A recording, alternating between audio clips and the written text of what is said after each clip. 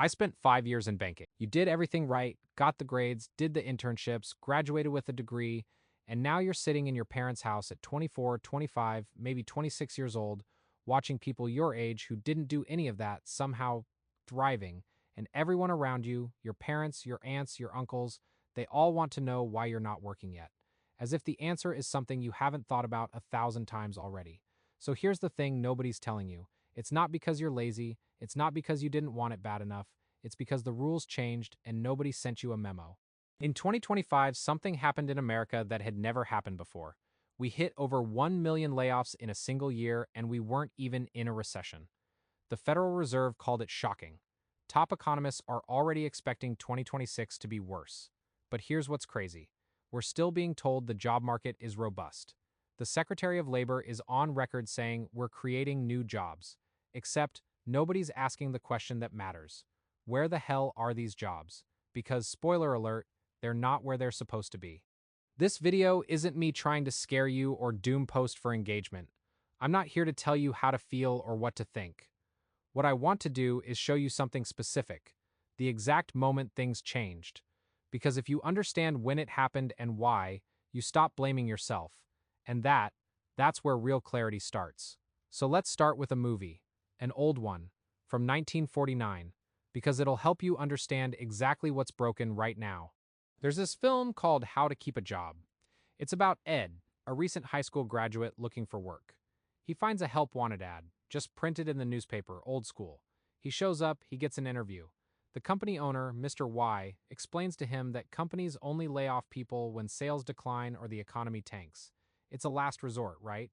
But if you have dependability, cooperation, and initiative, if you're reliable and you show up and you care, you keep your job, you build a career, you're secure. That was the deal. You put in effort, the company kept you.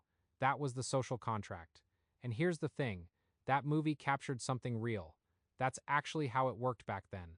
Employment felt like a partnership, not a transaction. But somewhere between 1949 and now, that contract got burned, and what replaced it wasn't written down anywhere. There's no memo, there's no announcement, it just happened. The new rule is simple. Companies exist to maximize profit.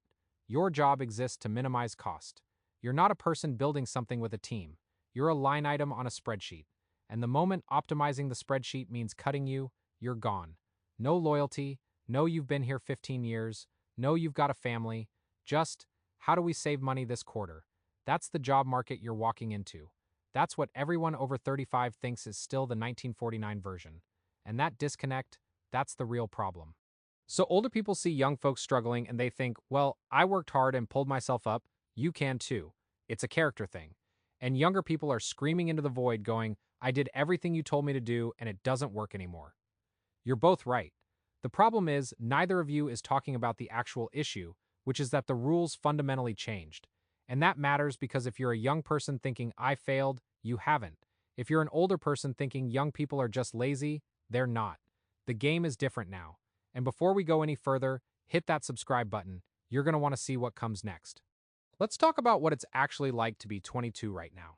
You listened to everyone, you got good grades. Not for you, but because that's what you were told would matter. You went to college because that's what opens doors. You did internships, sometimes for free, to build experience. You networked, you graduated, you have a degree that cost you tens of thousands of dollars, and then you start looking for entry-level jobs. Except they don't exist. The ones that do, they all want 3 to 5 years of experience. So you're sitting there asking a very logical question. I spent 4 years in college, went to internships, got a degree, networked constantly. Did any of that mean anything? The answer is hitting different now, and it's breaking people. You're living at home at 24, 25, maybe 26. You're sending out hundreds of applications, sometimes thousands. You're still networking. You're still trying everything. And then you hit the Thanksgiving table, and someone asks, so what's new with work? And you have to sit there and explain why you can't afford to move out, why you can't afford a car, why you're not making what your generation was supposed to make. And the response you get is always the same. When I was your age, I had a car, a house, kids, a second promotion. Cool, cool. But inflation has tripled, and wages have barely moved. You're not lazy, you're mathematically priced out. And the worst part? You start to believe it's your fault. That's the psychological weight young people are carrying right now. What you're feeling isn't hopelessness about the future, it's abandonment by the system that promised you something and then moved the goalposts. I did everything I was supposed to, and this is what I got. You're not just unemployed, you're isolated. You're wondering if the 8 years of school actually counted for anything. You're wondering if you should have skipped college entirely. You're wondering if any of this was worth it. And society's answer is, must be your fault. You're not trying hard enough. That's not encouragement. That's gaslighting on a systemic scale. But here's what's about to get much worse. The older generation. In 2025, young people were the headline. But 2026 is going to be about something different. It's going to be about people who were 55, 60, 65, who've been at the same company for 20, 25, maybe 30 years. People who believe the 1949 rule. I'll work hard, I'll be loyal, I'll show up, I'll do what the company asks, and the company will keep me employed. Except now they're being laid off. And it gets worse. They're being laid off and being forced to train their replacement. Imagine that. You've worked 25 years, you've got more experience, more knowledge, more value than almost anyone in the company, and now you have to teach someone from another country how to do your job before they throw you out? That's the humiliation they're facing. So they do what makes sense. They update their resume, they get a new headshot, they reach out to their LinkedIn network, they leverage all those years of experience and connections. 6 months go by. Nothing. A year goes by. Still nothing. And now they're starting to pull from their 401k, the money they needed to not work for the next 10, 15, 20 years. But it's worse than that economically. It's worse culturally. In American culture, you are your job. You cannot introduce yourself without saying what you do for work.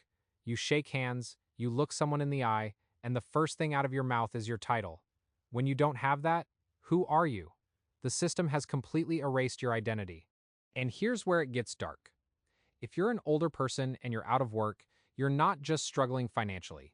You're struggling with the belief that you're useless. Useless to your family, useless to society. Your entire identity was built on being a provider, on putting in 50% of what you're supposed to and seeing a return. And now you can't do that. You can't put in your hours. You can't provide. And in your eyes, that makes you worthless. That's the psychological weight older generations are about to carry through 2026. So now we have two massive demographics. Young people feeling abandoned and hopeless, older people feeling useless and trapped, both believing it's their fault, both thinking they didn't try hard enough. And here's the kicker. When both of those groups are crushed under that weight, there's nobody left to stand up against the systems that broke them in the first place. There's no backbone. There's no resistance to the greed and corruption that's causing all this, and that means there's zero incentive for things to get better. The system wins, everyone else suffers.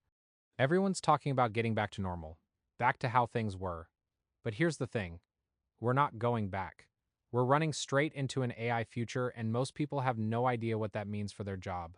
The narrative is always the same. Don't worry, new jobs will be created. Really? When has that ever happened smoothly? When the Industrial Revolution moved people from farms to factories, yes, jobs changed, but you still needed humans, you still needed hands. AI isn't like that. AI is literally, we're replacing you. And then they say somehow there will be new jobs that appear and we'll all have the skills to do them. Except you've been locked out of the workforce. How do you get skills if nobody's hiring? How do older workers teach new skills if they're all being gutted? It's a complete facade. The math doesn't work. Here's the other side of the AI coin. Companies have poured billions into this. Billions. And they need a return on investment. If it doesn't pay off, if they get cold feet and start pulling funding, what happens? Well, you've got the working class more invested in the stock market than ever before. Highest frequency, most direct exposure, and AI companies are already saying the government will have to bail them out. So the scenario is, AI doesn't deliver returns, companies get scared, they pull back, the bubble deflates, and suddenly you've got the working class losing their retirement savings while also going into debt to bail out these companies. No matter which direction the AI future goes, the working person gets crushed. This is what they call a K-shaped recovery. The top 10% now have as much consumer purchasing power as the bottom 50%. Let that sink in. The top 10% do as much shopping as half the country combined, the bottom 90% split the rest. And that's taking us right back to the early 1900s where wealth meant everything and the everyday person meant nothing. Monopolies controlled everything, and whoever didn't have money was invisible. That's where we're headed. And AI? Doesn't matter if it exists or not. The monopolies are already locking everything down. We're not in the same economic world as 1949 anymore. Not even close. Here's what I keep running into when I'm making these videos. People are consuming all of this through a lens of reaction. TikTok reactions, YouTube shorts, news clips, inflammatory content. And when you consume doom in that format, it feels overwhelming. It feels depressing. It feels like the world is ending and you can't do anything about it. What I try to do instead is show you where things used to be, show you how we got here, give you the full history so it doesn't feel doomerish. It feels real, and it feels like there's a target, a specific place to point your attention and energy. So let me show you a concrete example of how this actually plays out in someone's life right now. Go to your parents right now. Ask them what they were making when they were your age. Then adjust it for inflation. Look at what they're making now. I'm going to guess it's pretty close. Maybe they made a little more. Maybe they made a little less. But there's a good chance they've been treading water for their entire career. They're barely breaking even when you account for inflation. So the story they're telling you, I worked hard and had success, might actually be a story of stagnation. Their success might just be the fact that they didn't get laid off. That's how low the bar has become. Your parents might have been lucky, not exceptional. And here's where the conversation changes. Because once an older person realizes they haven't actually been succeeding, they've just been treading water, something shifts. They stop looking at young people as lazy. They start understanding what actually happened. The economy changed beneath their feet and they kept moving. Young people didn't get the same chance. The job market closed before they could even start. So it's not that young people failed. It's that the system they were promised never materialized. And older people, when they really look at it, realize they did the same thing. They were promised security and got a treadmill. Neither generation betrayed the other. The institution betrayed both of them. This is why I made this video around the holidays. Because a lot of people are about to sit down with family and have this conversation. And it's going to feel isolating. It's going to feel like you're drowning and nobody understands. And you're going to have to justify your life to people who don't realize the game changed. And what I want you to know is, you're not alone. There are hundreds of thousands of people, maybe millions, going through this exact moment right now. And that isolation is one of the most dangerous parts. But you're not isolated. You're one of many. Here's the hard truth. The job market is not getting better. There's no incentive for it to get better. And 2026 will be worse than 2025. This is the first time in American history we've hit 1 million layoffs without a recession. That's a warning signal. Usually the job market starts improving 8 to 10 months after a recession hits. We're not in a recession yet. So does that mean we're hitting 2027 before things stabilize? Maybe. Maybe we hit it by the end of 2026. The point is, things are getting worse before they get better, and we have to understand that. And here's what that means. We can't wait for things to return to normal because normal is broken. The economy is only going to get harder for the everyday person. So here's what we actually need to do. We need to reset our expectations. We need to stop believing in the 1949 job market promise. We need to use this time to show up for the people around us. We need to see people as humans, not as their job or their career or what they produce. That shift in perspective is everything. And I need to say something. Don't fall into the baby boomer trap. They lived through Cold War propaganda. They were convinced there was no future. So they lived their entire lives as if there wouldn't be one. And we can't do that. No matter what age you are, if you're watching this, you're part of a generation that has to pave the way forward. Maybe this year is the last year things are this bad. Maybe it's going to be worse. But what I know is this. You are going to be one of the people who shapes what comes next. And that starts by having conversations with more depth, with real listening, with actually asking someone how they're doing, not surface level, real empathy, and by holding ourselves and our communities to higher standards than what broke everything in the first place. That's the foundation. When I started making videos, all I wanted to do was provide value. That's it. Not engagement, not subscribers, just value to people who needed it. And it happened to happen on YouTube. But what I'm realizing now is that I'm trying to be a pillar that you can lean on. Someone who shows up with integrity. Someone who delivers information in a way that's real, not sanitized, not hopeful for the sake of engagement. Because the truth isn't always positive. But moving through it together, that's something. That's real. And that matters. So if you're watching this and you feel alone, even if you're successful, know that you're not. Because what makes the holidays special isn't forced happiness, it's the feeling of being seen by someone. And I see you. I've got to ask one more time. If this video added something real to your day, subscribe to the channel. I know I say this every video and I get why it's annoying, but the algorithm has changed and channels like this are getting buried.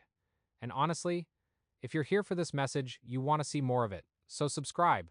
And if you know someone drowning in this job market thing, send it to them. Because what they need to hear is that it's not their fault. That's the message that changes things. And here's something I want you to do when you get a chance. Find an older person who's still working. Could be your parent, could be a relative.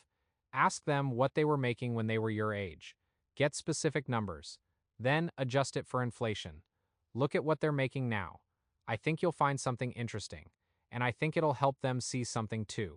It'll help both of you understand that the story you've been telling yourselves might not be as different as it feels, and maybe that opens a different conversation. So let me know what happens. I'd genuinely love to hear it. Thank you for sitting with this. I know it's heavy. I know it's not the kind of content that makes you feel pumped up and ready to conquer the world, but I think it's the kind of content that makes you feel seen, and that matters. During the holidays especially, when you're sitting with family and things feel complicated, know that your experience is shared by millions of others. Your struggle is real. It's not a character flaw, and whatever comes next, we're going to figure it out together. Happy holidays. Until next time, bye.